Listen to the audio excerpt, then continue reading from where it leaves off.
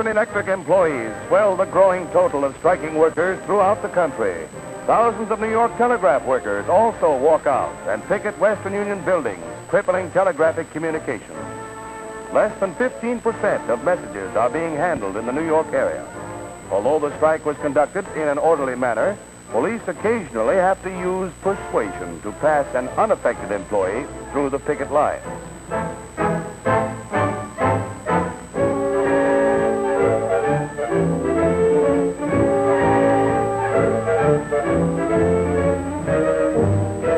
Orders to the pickets and instructions are relayed from sound trucks. Sympathy demonstrations have disrupted a great portion of transatlantic traffic received in New York. But in Detroit, the labor picture has a brighter side. A new management labor pact is completed as Henry Kaiser affixes his signature to the agreement under which cars will be built at the former Willow Run plant. UAW leaders sign for the workers. Joseph Fraser, Kaiser's partner, voices satisfaction. The negotiations which have just been concluded were carried on in the greatest spirit of friendliness and mutual understanding. And at Willow Run, we look forward to long years of peace and harmony in the production of our fine transportation for the peoples of the world.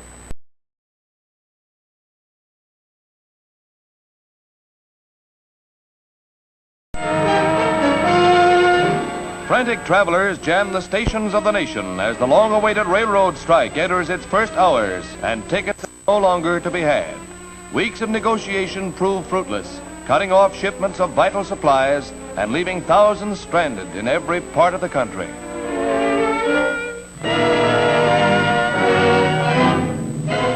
In Washington, storm center of the labor controversy, Colonel Monroe Johnson, Defense Transportation Chief, takes over the railroads with his group of assistants. While at the White House, A.F. Whitney and Alvin Lee Johnston arrive for last-minute negotiations with the president's mediators. Railroad management representatives also seek to avert the strike, which costs the nation's carriers $25 million daily in lost revenue. The wheels of the country's railroads grind slowly to a halt as 250,000 trainmen and engineers walk off the job.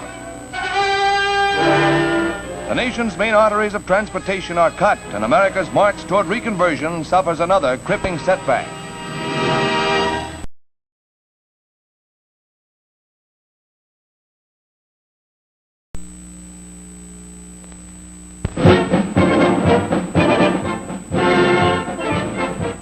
At the White House, John L. Lewis, Union head, and Federal Coal Administrator J.A. Krug, with his Chief Deputy, Vice Admiral Morrell, conduct the negotiations which mean good news to consumers. The end of the strike, which shut down soft coal mines on April 1st and threatened a tie-up of all industry.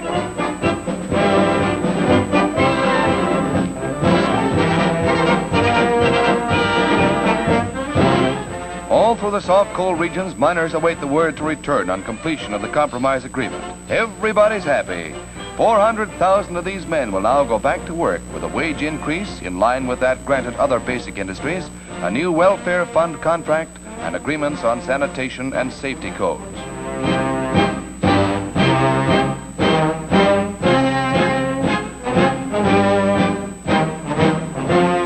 $68 million tons of coal production was the loss during the long layoff. American railroads, factories, and homes are desperately in need of plenty of these black diamonds. When the long coal trains move again, we can all look forward to improved production in all industry.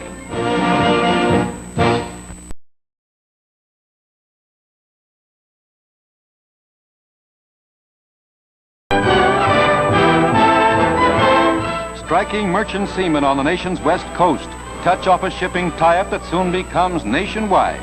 In Seattle, crew members leave a ship, vowing not to return until the Wage Stabilization Board reverses a decision canceling a wage increase agreed upon between one group of seamen and ship operators. The walkout threatens to halt the work of 400,000 cargo handlers and seamen in the United States and disrupt worldwide shipments at a time when international transport is sorely needed. Ships in New York Harbor, world's largest seaport, lie idly at anchor awaiting the outcome. tugmen also join the strike and refuse to tow the vessels to the piers where pickets carry banners asking dock workers not to cross the line.